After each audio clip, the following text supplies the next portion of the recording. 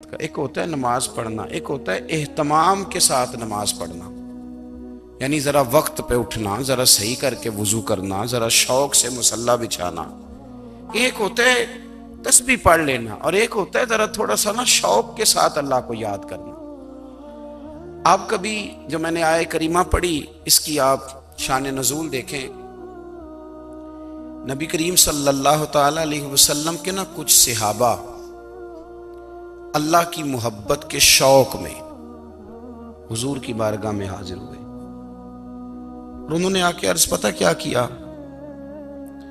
عرض کرنے لگے یا رسول اللہ صلی اللہ تعالی علیہ وسلم، سالوں بیت گئے ہیں سجدے کرتے ہوئے، حضور سالوں بیت گئے ہیں تسبیح پڑھتے ہوئے، سالوں بیت گئے کہتے ہوئے کہ سبحان اللہ وہ پاک ہے، ہمیں سالوں بیت گئے یہ کہتے ہوئے کہ اللہ اکبر وہی سب سے بڑا ہے، سالوں بیت گئے کہتے ہوئے کہ الحمدللہ ساری تعریفیں اللہ کے لیے، سالوں بیت گئے اس کی تسبیح کرتے، تحلیل کرتے، تکبیر کہتے۔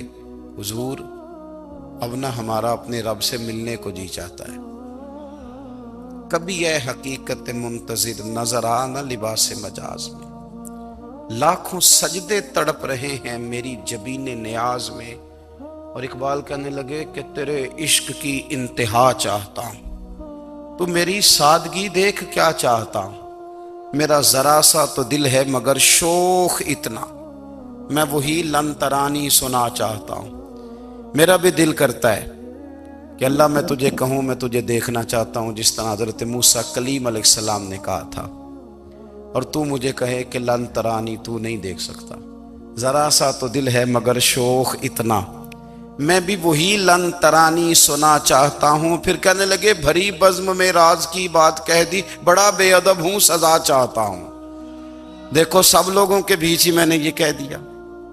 میرے عزیز صحابہ نا شوق میں، کتنے سارے لوگ ہیں آپ، کتنی ماشاءاللہ بڑی تعداد میں آپ آئیں، ہم بھی کبھی اس شوق میں گئے ہیں کہ ہمارے رب کو دیکھنے کو دل چاہتا ہے، ہمارا جی چاہے وہ کبھی ہمیں ملے، ہم کبھی اس کی زیارت کریں، اس کی بارگاہ کرم میں ہم حاضر ہوں۔ صحابہ نے عرض کیا یا رسول اللہ صلی اللہ تعالی علیہ وسلم، ہمارا رب کہاں ہے؟ ہمارا نا اپنے رب کو دیکھنے کو جی چاہتا ہے۔ جب صحابہ نے یہ عرض کیا تو اللہ نے قرآن مجید نازل کیا، فرمایا وَإِذَا سَأَلَكَ عِبَادِي أَنِّي فَإِنِّي قَرِيبٌ، محبوب جب میرے بندے آپ کی بارگاہ میں آ کے میرے بارے میں پوچھے نا تو ان سے کہہ دینا میں ان کے قریب ہی ہوں، قریب ہی ہوں۔ دلیل کیا ہے؟ آئی اذا دان، یہ جب بھی مجھ سے دعا مانگیں گے میں ان کی دعاؤں کو قبول فرماؤں گا، میں ان کے قریب ہوں، میں ان کے قریب ہوں، یہ جب بھی دعا مانگیں گے نا میں قبول کروں گا، میں ان کے قریب ہوں۔ اللہ تبارک و تعالیٰ کے بندے اللہ سے محبت کرتے، رب کی بارگاہ میں جھکتے، اس کو اپنے دکھ سناتے، اس کے پیارے محبوب صلی اللہ تعالی علیہ وسلم کا وسیلہ لے کے اس کے حضور حاضر ہو جاتے، پیشانیاں سجدوں سے روشن ہوتی۔ ہم نا ہر چیز کے لیے وقت نکالتے ہیں، ہر چیز کے لیے، لیکن عبادت کے لیے وقت نہیں نکالتے۔ ہر شے آباد ہے، ہر شے، ہماری فیس بک بھی آباد ہے، واٹس ایپ بھی آباد ہے، ہمارے ٹویٹر بھی آباد ہیں، ہماری ہر چیز آباد ہے، سب سے کم آباد ہمارا مصلی رہ گیا ہے، سب سے کم۔ وہ لوگ اب ڈھونڈنے سے ملتے ہیں جن کی بغل میں مصلی ہوتا تھا۔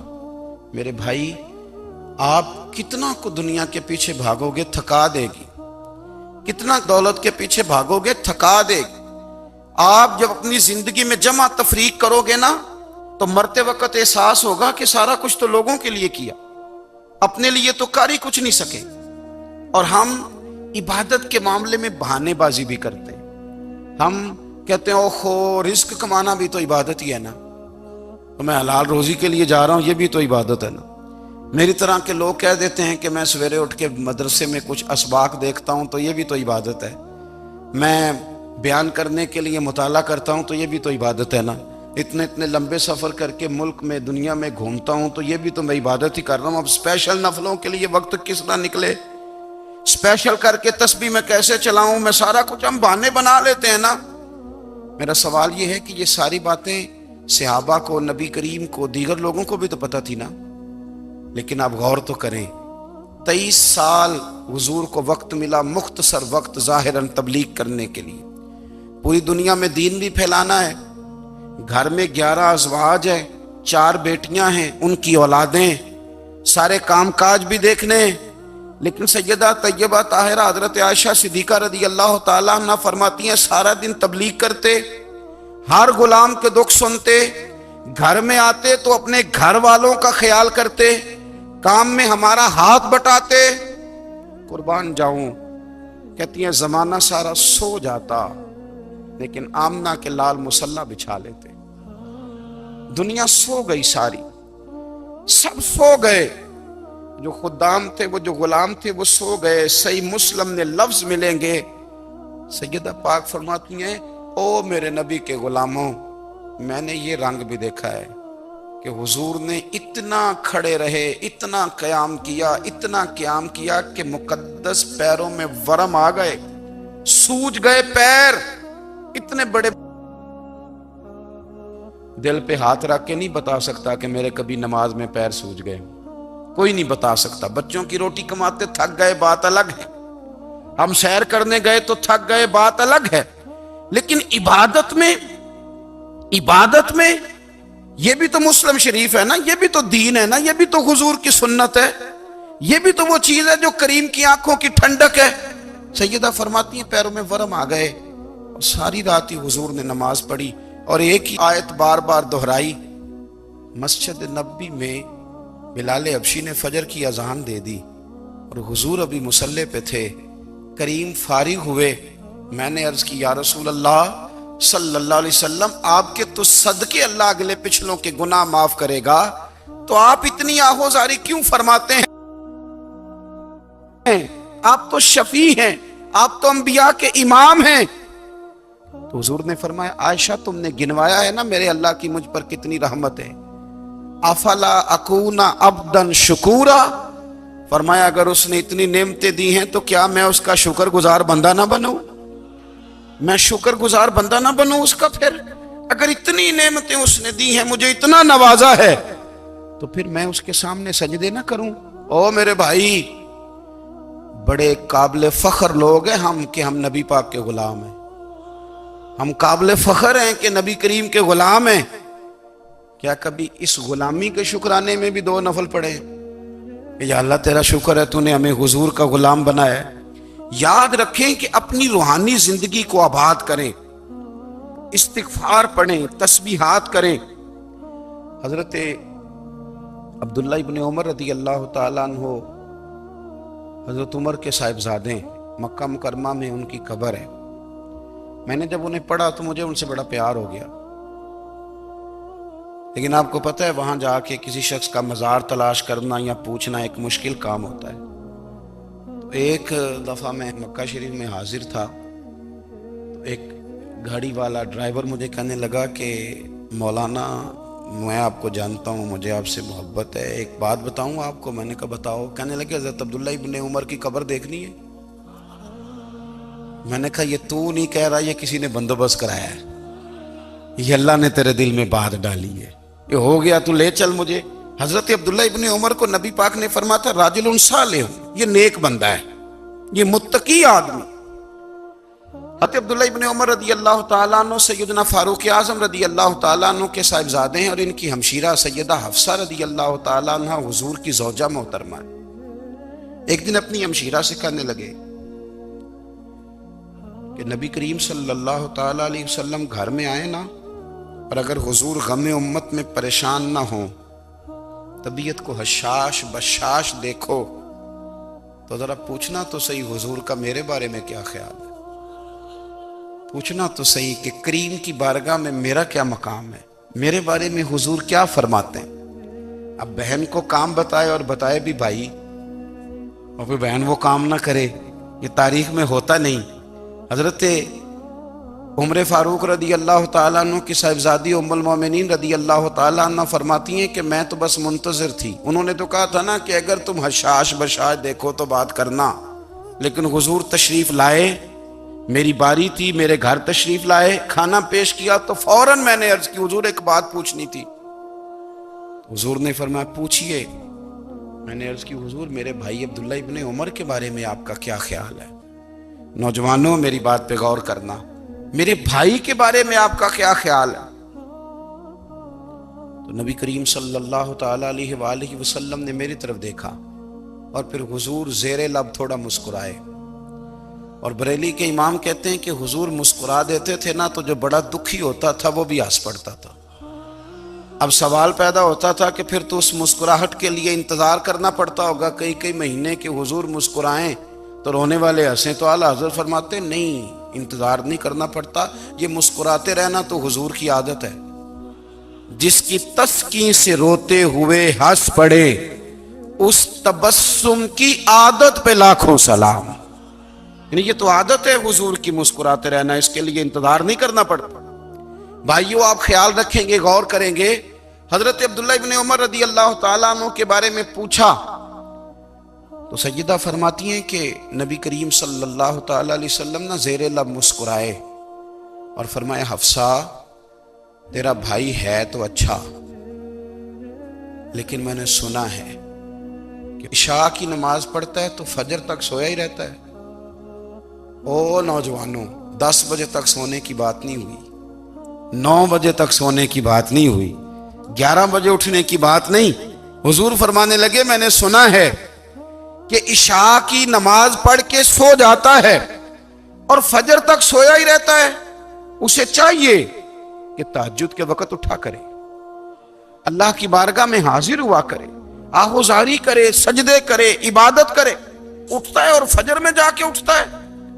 حضرت جناب حفصہ رضی اللہ تعالیٰ عنہ کہتی ہے میں نے جناب عبداللہ ابن عمر کو پیغام دیا اور میں نے کہا میرے جوان بھائی سن. نبی پاک نے فرمایا ہے تو اچھا پر تہجد میں نہیں اٹھتا، نفل نہیں پڑھتا.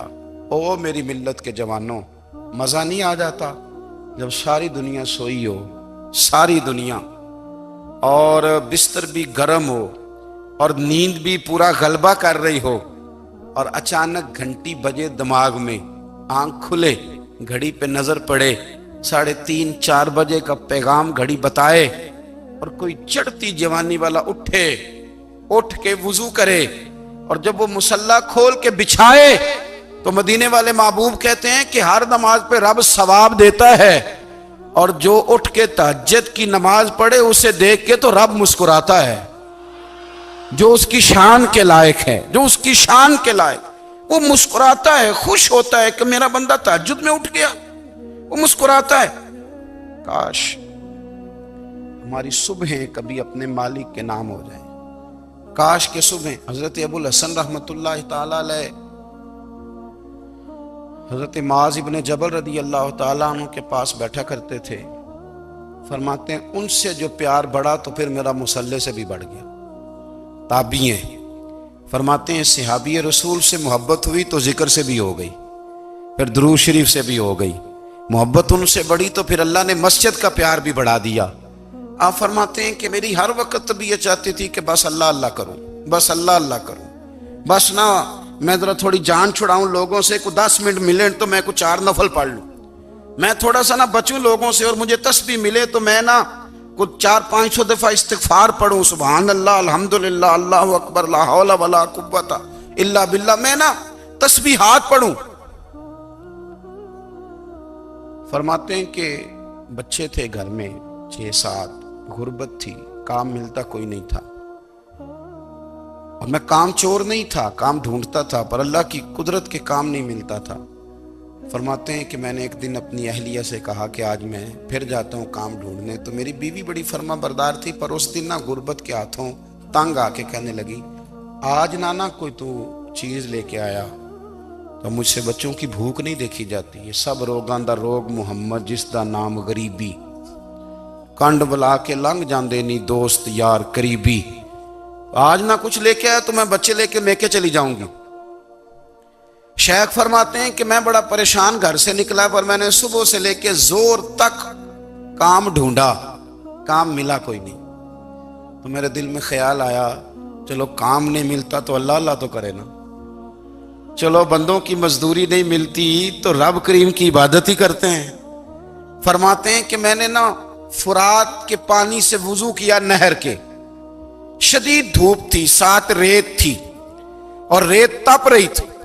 میں نے اپنا رومال وہیں مصلی کے طور پر بچھا لیا اور فرماتے ہیں کہ زور سے لے کر عصر تک نماز پڑھی، دھوپ بھی پورے زور پہ، پر میرے سجدے کا ذوق بھی پورے زور پہ۔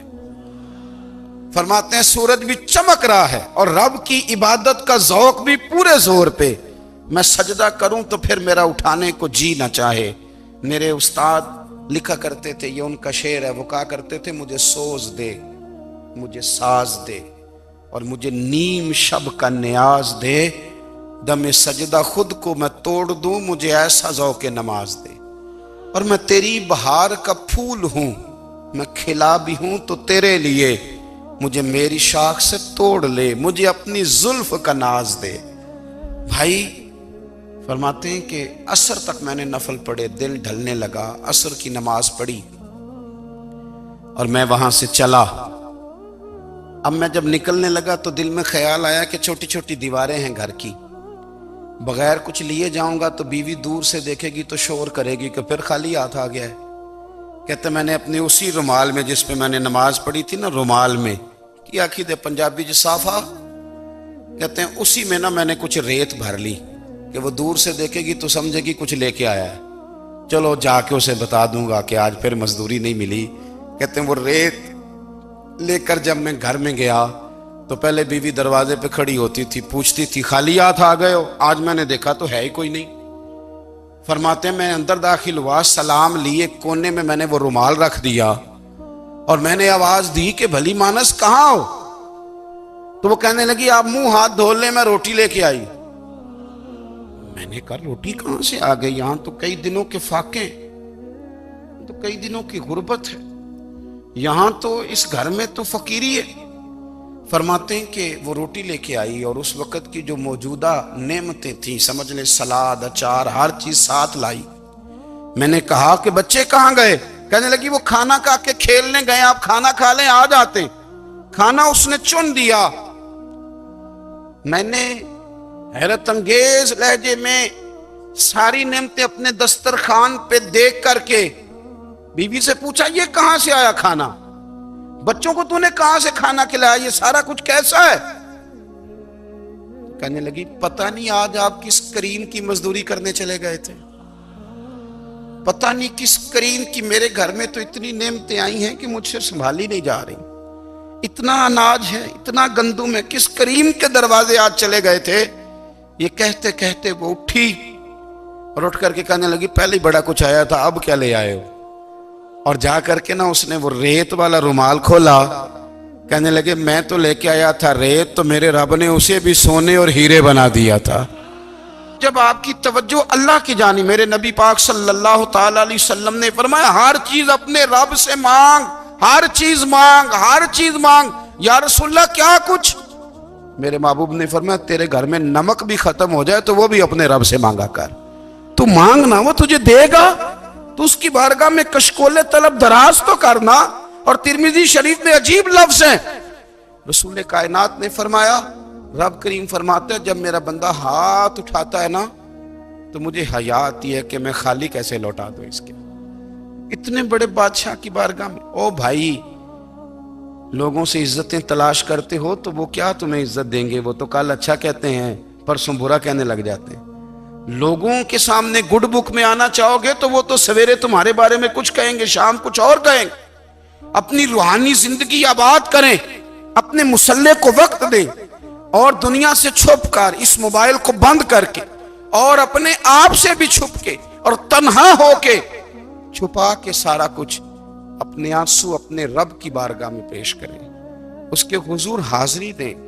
سنو نا ترمذی کی حدیث اور اسے یاد رکھنا، نبی پاک علیہ السلام نے فرمایا اپنے دکھ لوگوں کے سامنے نہ بیان کرنا، سیٹھوں نوابوں کو نہ بتاتے پھرنا، دنیا داروں کے سامنے جا کے نہ رونا کہ میں تکلیف میں ہوں۔ اور میں اگر دنیا داروں کو دکھ بتاؤ گے رب تمہیں کبھی غنی نہیں کرے گا. اور لوگ ہیں کہ الٹا مذاق اڑائیں گے. آپ کی جس سے بڑی پکی یاری ہے نا، پکی، وہ تب تک پکی ہے جب تک آپ نے 50,000 مانگا نہیں. اور جس وقت آپ نے کہہ دیا کہ میں مجبور ہوں میری مدد کر، تو پھر ختم ہو گئی دوستی. لوگوں کی تعلقات آپ کے ساتھ تب تک ہیں جب تک آپ ان سے کوئی ضرورت وابستہ نہیں کرتے. کریم محبوب فرمانے لگے بندوں کے سامنے دکھ نہ بیان کرنا، اللہ تجھے کبھی غنی نہیں کرے گا. تو اپنے دکھ اپنے رب کو بتا، تو دعائیں مانگ، تو اس کی بارگاہ میں حاضر ہو، تو اس کے حضور عرض کر. فرمایا اپنے دکھ اپنے رب کو بتا، وہ جلدی کرے یا دیر سے کرے تجھے ساری دنیا سے بے نیاز کر دے گا، تجھے کسی کا محتاج نہیں رہنے دے گا. اپنے مسلح کو، اپنی دعاؤں. ایک بزرگ فرماتے ہیں میں نے دعا مانگنے کا طریقہ اپنی بیوی سے سیکھا. دعا مانگنے کا طریقہ اپنی، سیکھنے والے تو اپنے بچوں سے بھی سیکھ لیتے ہیں، سیکھنے والے تو ہر ایک سے سیکھتے ہیں. وہ کہتے ہیں میں نے دعا مانگنے کا سلیقہ اپنی بیوی سے سیکھا ہے. حضرت وہ کس طرح؟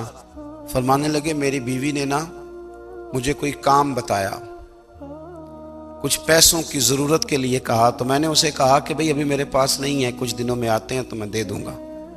عورتوں کی عادت ہوتی ہے وہ بار بار یاد کراتی ہیں. 2-4 دنوں کے بعد پھر اس نے کہا حضرت وہ میں نے کہا تھا کچھ پیسے، میں نے اسے کہا کہ ابھی میرے پاس نہیں ہے، کچھ دنوں میں ملتے ہیں تو میں تمہیں دے دوں گا. اس نے کچھ دنوں کے بعد پھر کہا حضور وہ میں نے کچھ پیسے کہے تھے. فرماتے میں نے ڈانٹ دیا، میں نے کہا کہ کیا تو روز مجھے شرمندہ کرتی ہے، کہا نا میرے پاس نہیں ہے، ہوں گے تو دے دوں گا، تو روز یاد کراتی ہے. فرماتے ہیں اس نے پہلے تو میری ڈانٹ کو سہا، پھر میرے سخت جملوں نے اس کی آنکھوں میں آنسو پیدا کر دیے، پھر اس نے اپنے آنچل میں اپنے اس دکھ کو سمیٹا، اور پھر اس نے ایک جملہ کہا تو میں رو پڑا، اور مجھے اپنے رب سے مانگنے کا طریقہ آ گیا. مجھے کہنے لگی حضرت جی آپ نے ڈانٹ دیا، میں نے سہ لیا، پر آپ ہی میرے شوہر ہیں، بتائیں نا آپ سے نہ کہوں تو میں کس سے جا کے کہوں. فرماتے ہیں میں رو پڑا، اور میں کھل کے رویا، اور میں تڑپ کے رویا، اور پھر میری سسکیاں بند گئیں. تو مجھے کہنے لگی آپ کو کیا ہوا؟ میں نے کہا مجھے بھی دعا مانگنی آ گئی ہے. جب میں اسے کہوں گا نا اللہ تو ہی میرا رب ہے، میں تجھ سے نہ کہوں تو میں کس سے جا کے کہوں؟ میں کیوں کسی بندے سے سوال کروں؟ میں کیوں کسی دنیا دار سے کہوں؟ میں تیرے بندوں کا، نیک بندوں کا وسیلہ لے کے، تیرے محبوب کی غلامی لے کے تیری بارگاہ میں آیا، تجھ سے نہ مانگوں تو کس سے مانگوں؟ سمجھ آ گئی ہے.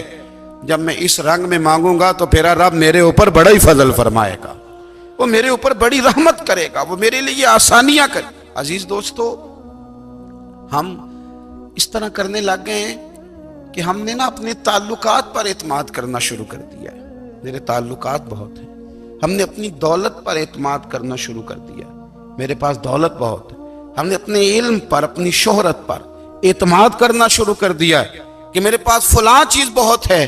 یاد رکھنا جب بے نیاز اپنی صفت بے نیازی دکھاتا ہے تو بڑی بڑی دولتوں والے مجبور نظر آتے ہیں. بھائیو جب انسان کا رشتہ اپنے مالک کے ساتھ ہوتا ہے پھر تو غم بھی کچھ نہیں کہتے، پریشانیاں بھی کچھ نہیں کہتی، پھر تو زندگی صبر والی، پھر تو زندگی توکل والی، پھر تو زندگی بھروسے والی.